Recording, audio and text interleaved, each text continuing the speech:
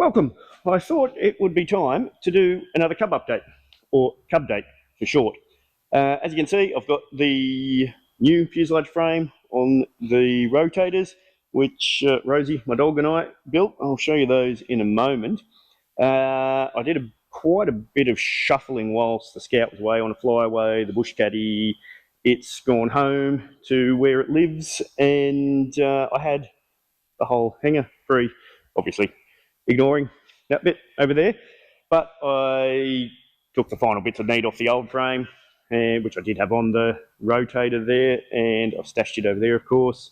Stashed the big old engine box over there for the 985 to make a bit more space, just so that I can now focus on working on all the bits on this one. So got it sideways, as is reasonably obvious there, so that I can put the holes in to screw down that side wall and the wing root panel. I have done the extended baggage door. That took me a very long time because I was just repairing or using parts of the old one, and I'd practically finished it and then decided I wasn't happy with it. So I pulled it all apart and I've just remade one from scratch. But once the aeroplane's back up the right way, I will show you that one and how it works. And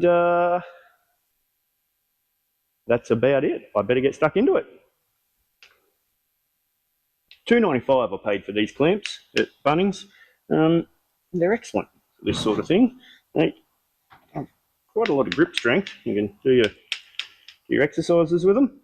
They're perfect for holding these panels in place like that whilst I'm drilling holes. I'm going to go and get some more of them. So whilst I'm here and I've got it in place, I'm going to back drill the hole there where the anchor nut will go as well, so that's all lined up in the right spot. Because if you don't drill it whilst it's bent around here and it's pops and bounces, probably going to drill it in the wrong spot, so I may as well drill that now as well. And then I'll get more of those excellent clamps and clamp the wing root panel there and do the same for that one. Okay, welcome back. It's now a few days later because I got busy again, which tends to happen. But what I have done is put the screws in for that panel. I've done that wing root panel on the right-hand side of the aeroplane. I'm about to roll it over and do the left side, but first I'll put it upright to have a look at the baggage door, and I've also re-riveted a heap of anchor nuts on the inside panel that goes on there, so it has anchor nuts where all of the on top of panels go, which are things like there's the little trim panel, there's the fuel selector panel, and they all were just on anchor nuts that weren't that great on the old one, so I've drilled all those and redone them. I'll show you the stand up close in a moment, but all I've done is welded some 2-inch pipe, I think it is, to a bit of square tube, and that goes to the firewall mounts. The other end, though, the tail wheel spring, where you bolt the tail wheel spring to, is not quite in the exact line of the centre of the firewall. So I'll show you that in a moment, but I've welded up a bit of a drop bracket that's adjustable for different aircraft, but that then lines that up to let it rotate. And then I'll just drill a hole wherever I want to put it. But it lets us roll this quite easily, as long as I can line up the hole. There it is, and drop the bolt. Nearly drop the bolt in to hold it in place.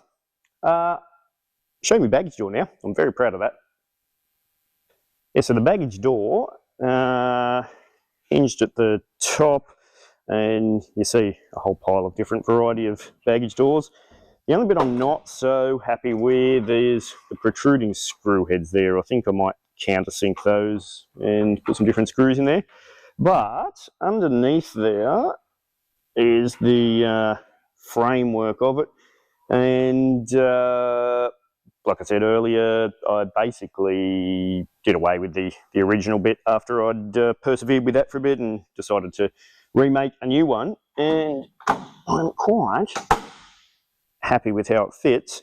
And inside wise, I'm thinking about actually fabric covering the inside, just make it fill out that space a little bit and make it nice and plush on the inside, or as plush as a Cub can be.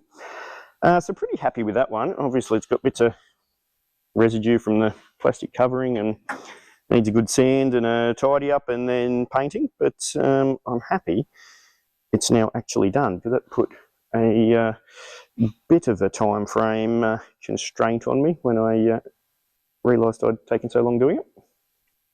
So the back end of the rotating frame, it's got a bolt in there so that it can't slide out if I'm adjusting from the other end, but I welded up this drop type bracket here, which as you can see, I painted it whilst it was sitting there, but just a bigger piece of tube that then can slide up and down the other one, and then I just braced it with old bits of rebar. You can see the old heavy bits that pitted, and but it did for that job. And then all I've done is welded a stop down the bottom so that it, if it did drop, it can't get away on us.